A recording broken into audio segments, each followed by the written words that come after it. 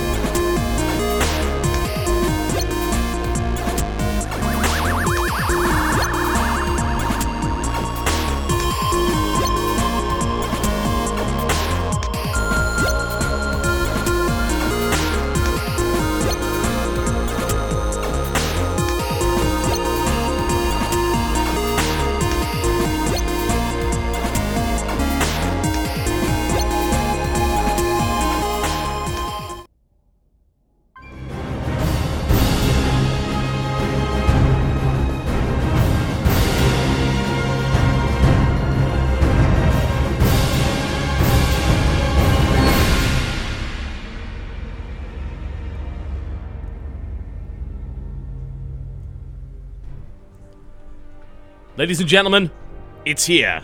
Or as Artosis would often say, it's time. It is time, Totalbiscuit.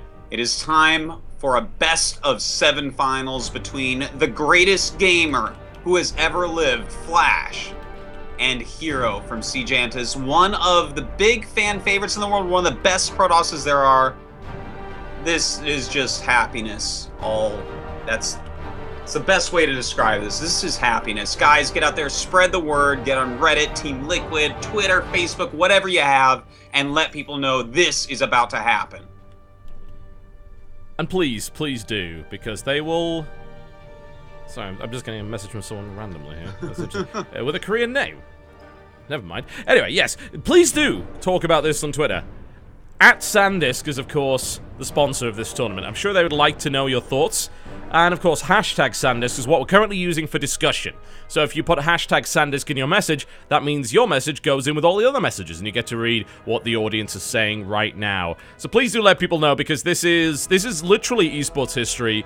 Flash has never played a TVP best of 7, and Hero hasn't either. Well, it's about time. Thank you for bringing this to us, Sandisk and Totalbiscuit. This is going to be fantastic. I cannot wait to start. The first map going to be Frost, a great macro-esque map to start this match out on.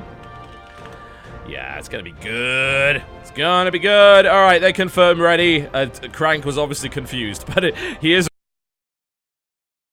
Frost will be the first map in the final Best of 7 series of the Sandisk SHOUTcraft Invitational. Hopefully the best of 7 series in the Sandisk SHOUTcraft Invitational.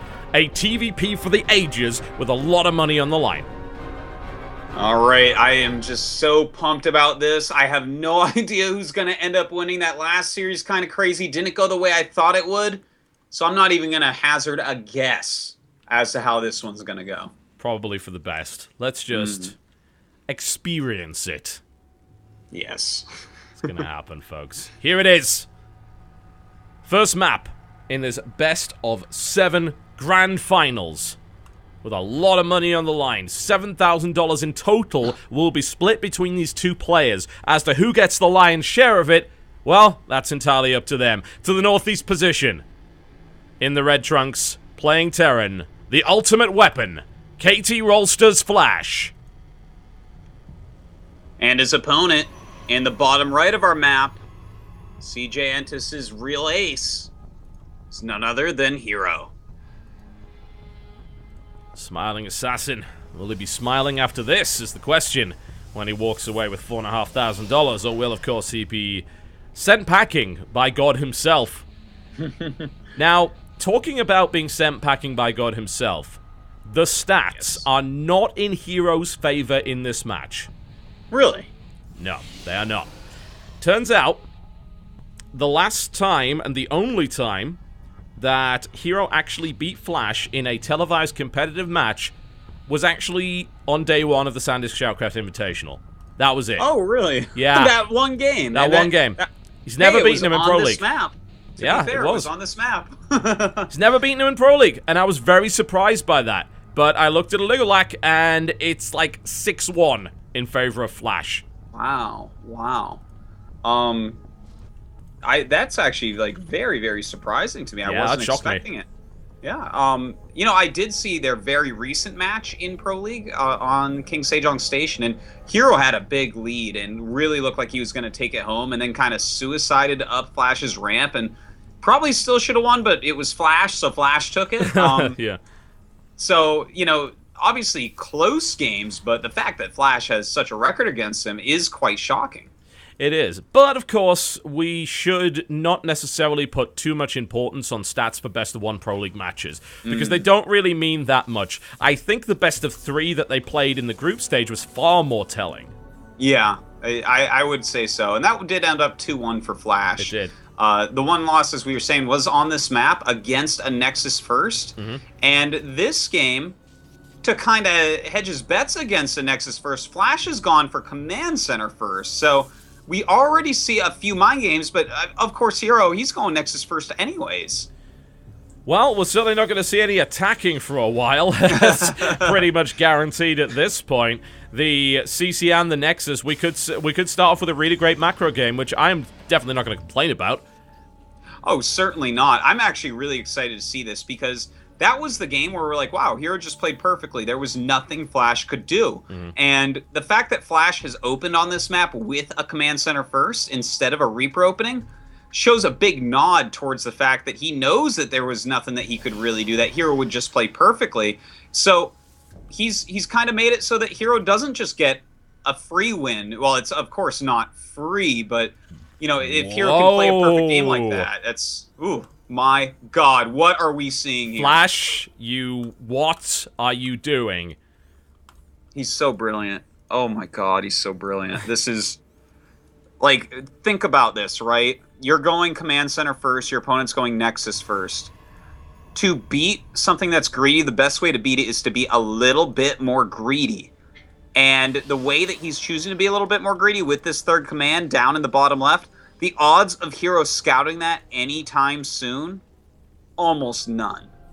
Minimal. Definitely minimal. Yeah. He may smell something's a bit off if he gets a scout of the base, which, considering he is going for a Stargate, the Oracle could see quite a lot. And then he could say, I don't think that is your full bank. I really think there's 400 minerals missing somewhere. It's possible. And then he starts to go and look around the usual places. But you're right. Finding that is very unlikely.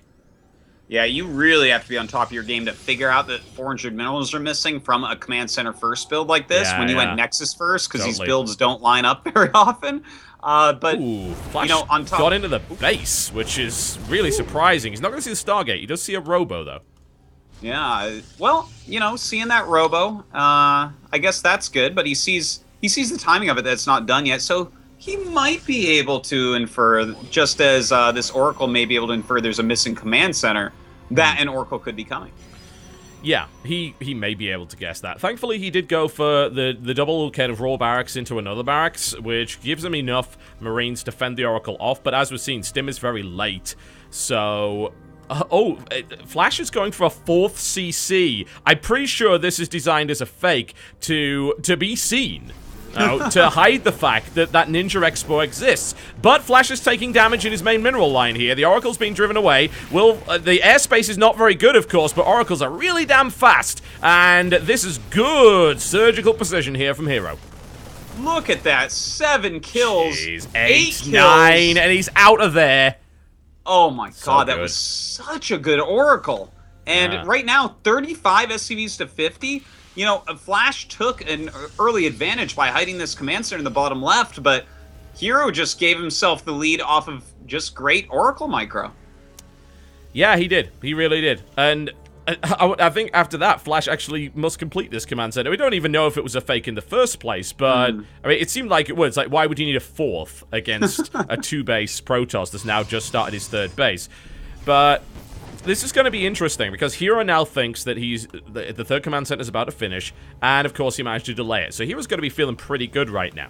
Yeah, I would definitely say so. He's got to be looking at it and saying, wow, I killed a lot of SCVs there. My 3rd base is going to be almost as fast as his 3rd base. Yeah. You know, I'm going to have all the units I need. I'm totally fine. But that base in the bottom left, the longer that stays there, the scarier it is. Oh my God, Flash, you greedy. That's the 4th orbital. Like, he's not even thinking about a planetary. He's like, no. I was thinking maybe he turns that into a planetary, but that's a bit of a giveaway, because like, Flash would never do that. Yeah, that's what I do on ladder, because I'm scared and can't deal with more than 2 bases. Flash would never do something like that. But that's going to be 4 mules at a time. That is the greediest I have ever seen from a Terran player against Protoss here, but this Oracle's going to continue to do work, man. Thankfully, the missile turret is up, but it is being annoying. Yeah, this is a cool game, man. I'm really enjoying this so far. That Oracle, though, is getting so much value, so much bang for its buck.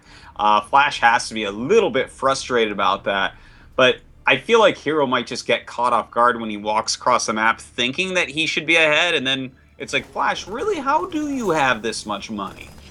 It's starting to get close, man. Hero does have a pylon, which is kind of sitting in a very Very interesting location. It could see something if there's, I don't know, maybe some weird miss rally or something along those lines. But it's always very tense when a product starts to creep closer and closer to a Ninja Expo. He has no idea it's there, but he might eventually find it by accident. Flash's economy right now with 4 mules is ridiculous. He's banking over 2,400 minerals a minute at the moment. His production should start flying any moment. He's currently only on 5 racks. It could go a lot higher than that. He knows it. He's already going double starport because he knows Hero's tendencies when it comes to the Colossus there.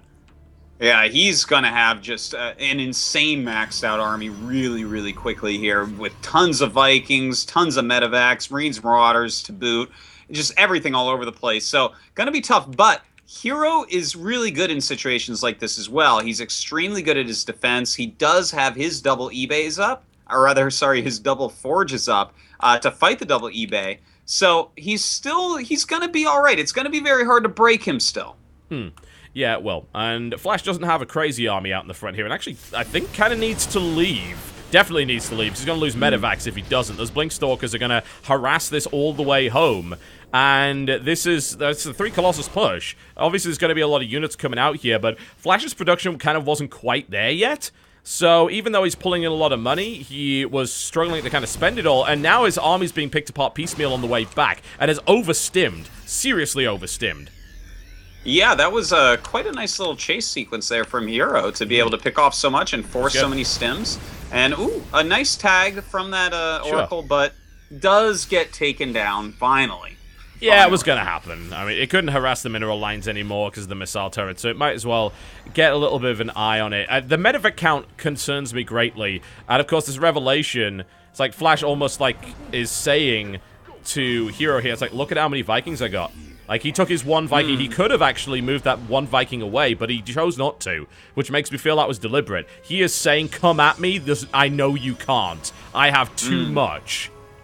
Yeah, he's basically advertising for free that he has double Stargates, or Starports, rather, just producing nonstop. Not going to stop Hero, though. He is walking out into the middle of the map. I wonder if he's actually thinking about poking here. If he does, he's going to be in for a surprise.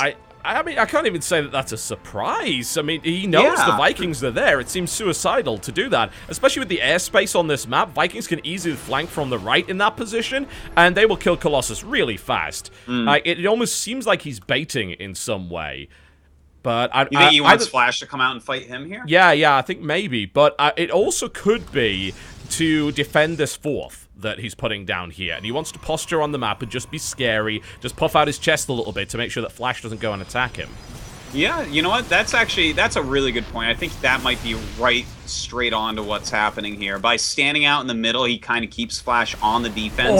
Notice, with that 4th base, he's warping these pylons everywhere. Has a whole bunch of DTs here as well, ready to sneak in. Yeah, decent amount of EMP available, though, so if there's actually fights in the army, even if there isn't a scan, then that stuff could be spotted. But there's not a lot of defense in this mineral line, so that stuff can get picked up very easily. Flash is now kind of caught out here. He's in the time warp. The DTs make their way into that mineral line and just wreck it completely. And there's no reinforcements, really. He's going to have to stim back home, and he's going to lose that whole mineral line in seconds. Oh, that was beautiful play there by Hero, luring the army up, sending these DTs, now sending them into the main base. Flash's entire army stimming and running up. This may give Hero a timing attack. I think it will, and there's not enough Medivacs here, so Hero is at a good spot here. He's sending Zealots to the 3rd base, and now he's going to attack with his main force and try to take on the main. Of course, Flash's army is big, but that's a lot of red health Marines, and Flash's army is actually kind of all over the place. He needs to bring it together pretty much immediately. Those Marines just melt completely to charging Zealots, but the Viking count is extremely high. The Colossus get melted immediately. The stim forward here by Flash on red health. He doesn't care. He's going to fight anyway. Well, these Zealots pushing in, and they're kind of putting themselves into little choke points, but they are starting to deal with a lot of these ground forces. The Vikings! Lands the Vikings here, and of course he has so many, he will wipe out those Zealots very quickly. That's pretty good. You know, Flash was kind of pulled to pieces by that because that was a brilliant 3-pronged maneuver by Hero to draw his opponent's army out, force an overstim, because I think he identified the fact that there were so few Medivacs. So he's like, oh, you got to stim back. You got to stim back. I'm going to draw you out, and then I'm going to force you to stim your army because you need to respond, otherwise your economy will die. Of course, Hero's still kind of confused because he still only sees 3 bases. It's like, what? Where's your army coming from here? Yeah, how are you remaxing this quickly? That's a little bit odd. Your army is so valuable as well. Look at this, a lot of medevacs being produced. He's still making Vikings, just a crazy amount, 15 out at the moment. Lovely and MP by with Flash. just one Colossus, like 15 Vikings is almost just overkill. Yeah. Like that little move there by Flash. You saw the DT EMP'd. He did lose the Ghost in the process, but he killed 2 DTs before they were able to harass that mineral line again, so I guess that was alright. His Viking count, as you said, is very, very high. The Colossus count, of course, will not be rebuilt now, because the Viking count is so ridiculous. And I'm actually kind of surprised that he's still building Vikings. The fight is on once again. Flash is taking out the Colossus very easily, but look at how many charging Zealots are in the mix here. Flash does have a slight upgrade lead, though, and is starting stepping very well against this. Oh god, and a lot of his Vikings They're actually all gonna die, on that left-hand side. Absolutely brutal. He will hold off those Zealots, but that was a ton of Vikings lost. That's really painful, and now Hero can finally go back into Colossus. Yeah, that was unnecessary there by Flash. He shouldn't have had them there. There was no reason. He knew all the Colossus were dead, so that's the time you just pull those Vikings back. There's no reason for them to be there anymore. And he's going to lose yet more here, which is unnecessary. And I'm still very concerned about his overstimming, but now we are actually getting the Flash kind of counter medevacs that I'm used to. You remember back when he first started playing Heart of the Swarm, where his medevac count was so ridiculously high? Now he's kind of getting there.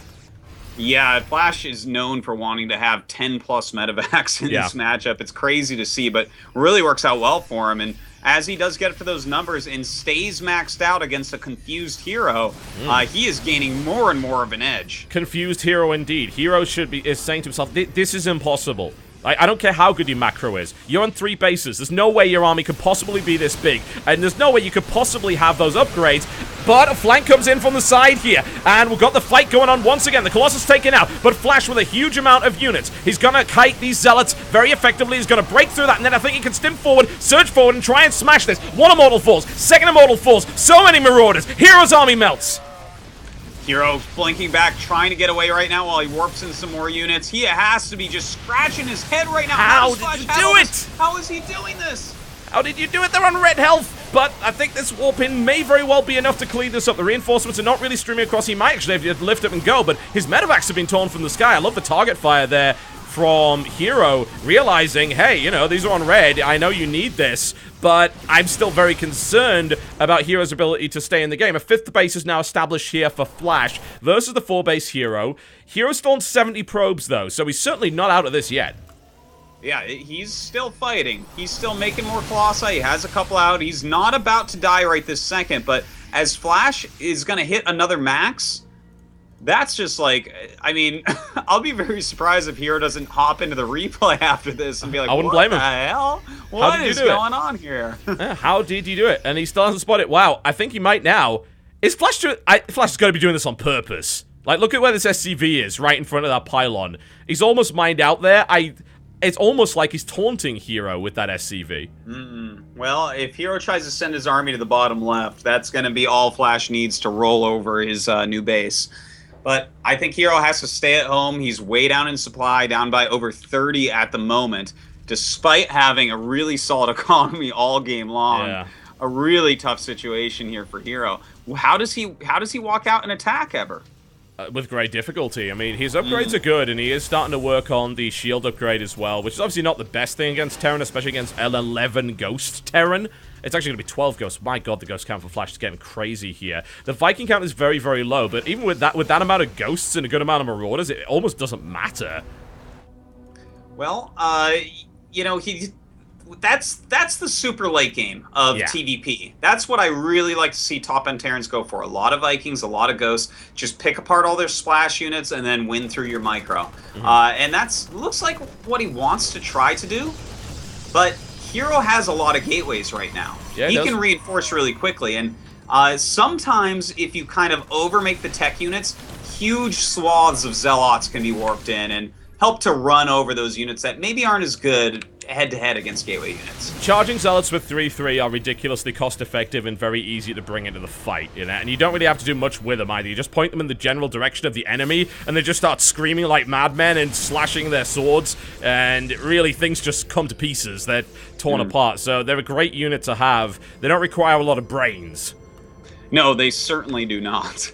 Now we do finally have some Archons. Looks like it's going to be morphed here. Maybe get some feedbacks as well from Hero. Doesn't have Psystorm yet though, so that is an issue. Psystorm going to be something if this game goes a lot longer that he definitely needs. Yeah, that's pretty significant, actually. And Flash knows that base is there and he's going to crush it. There's no doubt about that. The question is, what is Hero's response to that? If he fights dead on, the 7 Colossus, that's a pretty good number. But like you said, without Storm, it's entirely possible that Flash wins that fight anyway. And even if he doesn't, he's still mining pretty well. His income is good. It's not as good because this ninja base is now pretty much mined out. Yeah, well, at least he's getting that other one going with the planetary this time as well. You know, one thing I'm a little bit nervous about here, 7 Colossus, as you were pointing out, that's against just 13 Vikings. He had more Vikings when there was 1 Colossus out than he has right now. Yeah, he let go of all those for no reason. In the meantime, this really powerful run-by just wiped the mineral line of that 3rd, 4th, I'm not even sure what base that is at this point. I think it was his 4th base. So that's pretty annoying. He's even killing supply depots, which, as we know, is the one thing that really sets Flash off. Yeah, he does not like to lose his depots. Goes up, saves most of them, so that's good. I don't think he's tilting quite yet. Somehow, Hero hasn't even seen the 2nd ninja base that's in the natural of the original ninja base. He still hasn't seen it. It's obviously a planetary, so it's going to be pretty annoying. Great placement.